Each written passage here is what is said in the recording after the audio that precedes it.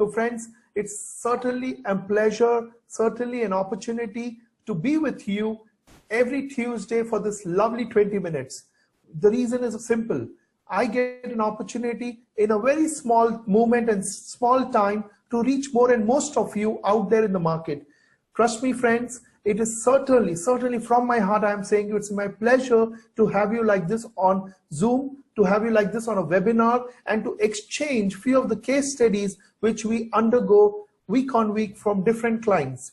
Friends, this whole journey started with the idea of spreading the wealth secrets among a lot of people out there in the community. We successfully did a 20-20-20 of Wealth Secret program, which we ended in December 2017. As 2018, we are middle of almost 2018, we started this journey again on most potential debt traps. There are amazing and potential debt traps which every individual should be certainly aware of. Friends, today it's very important for me to share one of the debt traps. The reason why we are sharing this because we want most of you to have your financial knowledge aligned, stay connected with income generating activities, stay connected with people who can talk, share with you on financial domain and knowledge. And that's the reason why my company has this something known as Progress Circle. And in a Progress Circle, we have type of people a part of the circle who's interested to know about this domain on financial, wealth, and business planning. Right, friends? Progress Circle can be offered to you as well. But yes, may not be immediately. First is that you be a part of webinar. Second is that you need to be a part of the Wealth Secret program, which we will be conducting month on month, so that you can come visit this program, know us completely, and then we make you a part of our tribe so that we can work with you a little more longer. However, today's webinar is again focusing on one of the most potential debt traps. The most potential debt traps, according to me, are many, but today is one. Friends, today I had this client who came to our office sharing some information on his personal finances. While he was sharing his information on personal finances, I could see that he was in a debt trap. Of all the money he had, if I repay back those money, probably he may not have anything much in hand. But while we were doing this fact finding, there was a realization which we have undergone, and which we could see a very common realization to especially families whose children are working in abroad, whose children are settled in abroad, working in abroad, and who are part of the international world but not India, right? You know why? Many a times you get your daughter married, she goes to stay in US, UK, California, I mean to say Singapore, Abu Dhabi, Dubai, and she is sincerely not interested in all the golds and silvers which you keep for her. And she keeps those things with you, and the best thing you as a parents do is keep that money in the bank locker. I'm sure you're able to connect what I'm trying to say. Normally people keep the money in their respective bank lockers, especially the gold, silver, and other things. In fact, few of the properties as well. Likewise, there's another flip side of it. Your wife comes from a family background. There are possibilities that from your family, your wife's family, there is some assets which gets transferred to you. It could be gold, silver, real estate, some papers, anything, fixed deposits, whatnot. So, but most common thing which we find in South India is the girl having some property somewhere with the girl's father. That means your wife's father has put it in the name of your wife. Now there might be multiple sisters. You would have made the division done. It would have been in the hands of each and respective sister. But you as a husband, you as a family member, don't feel like going and touching that property, because somehow the psychological connect is that belongs to your wife. I absolutely agree. It belongs to your wife. But you need to understand, what if you have a property which is 1.5 crore in your wife's name, somewhere in some town, like probably Srivakashi, Tindivanam, Chengalpet, or anywhere outside, and that's ideally not doing anything back for you and your family. No, your wife does not understand the world of finance. Your wife does not understand enough the world of inflation, which is the cost of living going up. Your wife may not be understanding that the money has to work back. What are the investment opportunities in the market? It's certainly most of your responsibility that you have to sit and educate your wife. And you can't do it, no worry. Tell her to be a part of this webinar. Bring her to the Wealth Secret program. We will make them understand how potentially you should be working back with your money, right? You can't keep your money idle. So the idea over here is, now this case who came this morning had this particular property on his wife's name, which was a transferred property from wife's family, staying at one particular neighboring town and generating a 1.5 crore worth property, a 2,000 rupees rent. In fact, ஊர்ல 2000 ரூபாய் rent கட்டச்சா பெரிய விஷயம். In fact, you may not need to pay the money to the person who stays in your house. However, what is the point of holding such properties? What is the point of holding such goals which are not doing anything for you, and your sufficient money is being parked in gold, like say maybe 25 lakh, 50 lakh, a crore. Maybe it's your responsibility that you sit with your wife on a comprehensive planning. So when this lady came this morning along with his husband at my office, my question to her was, what is this property going to do for you? Do you understand that if you keep this money at a rate of 10%, you are in a position to earn 15 lakh rupees per year? Per year, 15 lakh rupees, which is almost she earning a 1.2 lakh rupees per month. I asked her, 2,000 is more or 1.2 lakh is more? Certainly, most of them will say 1.2 lakh. But then there is a sense of insecurity that this property belongs to me. I don't want to transfer this property in the name of my husband or husband's family. These are the kind of insecurity many people keep in their mind. I agree that this security could be there in your wife's head as well. But it's your responsibility to tell her what this money can do. In fact, friends, that money can take care of a luxurious lifestyle for this whole family. The husband need not even earn. That's the value and the power of this money of just 1.5 crore. The point what I'm trying to drag over here, most Indian families, especially in South India, your wife comes from a certain background where your wife's husband is your wife's father, mother, or sisters or brothers are going to transfer some kind of valuable asset in your wife's name. It's your duty to sit and educate her about what that money can do back for you and your family, right? You need to tell her, if you can invest this money in the right zone, this money can work back for you. You need not just sit idly with the property. And in fact, you know what happens? That property was almost locked 2 floors for almost 8 years. And the ground floor was given on rent, which means today if they open the 2 floors, probably this man has to invest further 2-3 lakh rupees to maintain the property, which is up running to handover. Anything kept idle is not going to make any sense. It's your responsibility. You need to keep a track whether your business is working back for you, your gold is working back for you, your fixed deposit is working back for you, your mutual funds are working back for you, your finance is working back for you, your own personal properties are working back for you, your wife's property is working back for you. The money which is idle in piggy bank also has to work back for you. Money makes money. It's so simple, no science. Money makes money. Are you willing to ensure that your money is in working zone so that this money starts working back for you, right? I can very surely say all the women today having enough of money to at least ensure their bread and butter is taken care. Most of the women, and I believe and trust all you people who are watching today's webinar, your wife certainly must be having a 25 lakh average corpus, which could have or will have, must have or will come from your wife's background. Now this even 25 lakh is worth, in money terms, 2.5 lakh rupees per year. In money terms, almost 20 to 25,000 rupees per month. Isn't it a value? Ask yourself, are you actually sitting with your wife on a dining table, on a living room, on a coffee shop table, and discussing with her how we can potentially make all our assets work back for you, especially your wife's asset? Trust me, friends, don't keep this so lenient, because when you are in a debt trap and your wife asserts which belongs to her. And if that is not working, at least you may not pull her asset, but at least you can ensure the money which you can generate out of that corpus, out of that asset, can help to your debt, Ask yourself, will this increase the cash flow? Will it increase cash flow? If today you're earning $1.5 lakh, and if her contribution of 25,000 per month can increase, does that increase your cash flow? And so simple, you need to ensure your cash flows are increasing. Do you agree?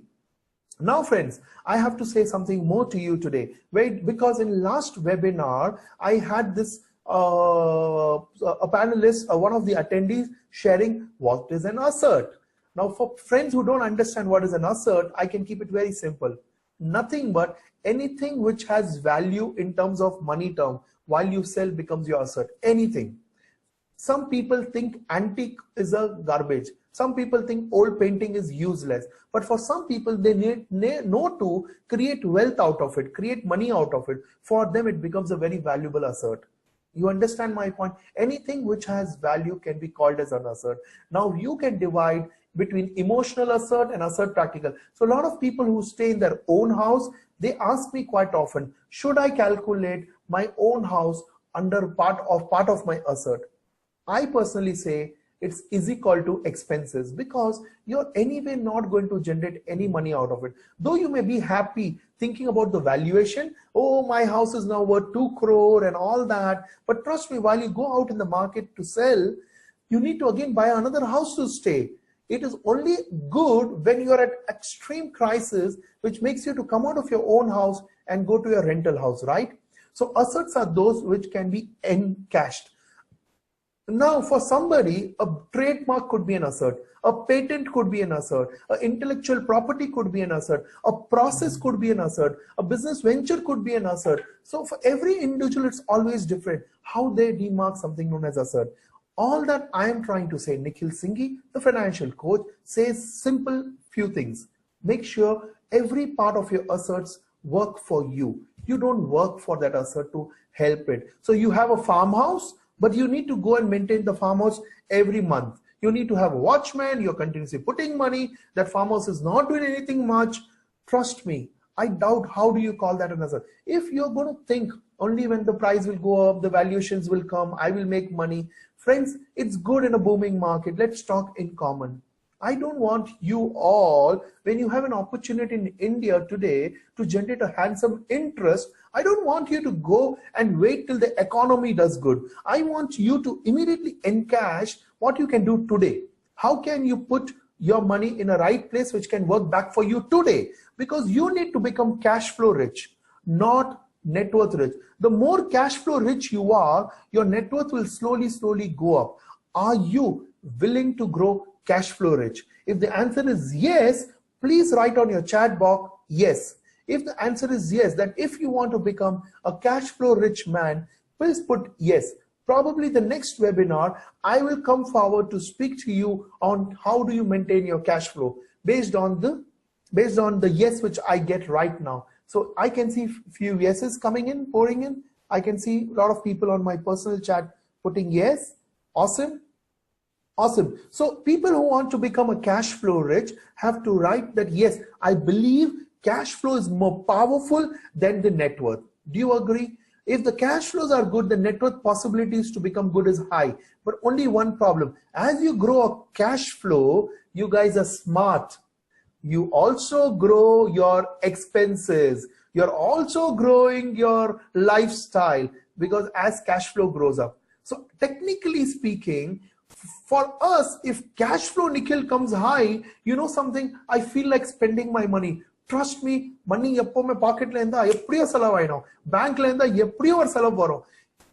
Guys, we spoke in the last meeting, if you all were there, and for people who have just come now, in short, the last meeting we were very clear. Make sure you have a matching grant. The amount of money you're going to spend should be the equal amount of money you will be saving. Is that clear? Spend, saving. Remember this. Spend, saving. Remember this in your mind. The amount of money I will be spending, that would be the equal amount of money I will be saving. If you can do that, then your cash flow rich becoming higher will help you to become your net worth rich. Now, if your cash flows are going up and your lifestyle is going up, I truly feel there's a challenge. Cash flow is important topic. I would love to listen. Surely, your thermal is awesome, man. Fantastic, friends. So, however, coming back to point, friends, the whole idea behind you all staying connected with this wealth secret journey is to keep your mind alert, active in money matters. Let me share in next 1 minute one more potential debt trap. They may not know Tamil. Yes, I agree. So I am repeating it in English. Thanks for that feedback. So let me share one more potential debt trap, which a lot of people don't realize it to be a debt trap. A lot of people go and buy a house in a very early stage. It's a very important question. Should I be buying house? And most young boys, oh man, I'm getting 60,000 salary, 1 lakh salary, and they go and commit to buy a house and they start paying an EMI. For the next 20 years, you become slave of your decision, and all that you do while you're earning is only to pay the banker so that that asset becomes yours, so that you become more powerful, that I have a house of my own, right? But trust me, what are you doing at the moment? You are trying to put pressure on yourself.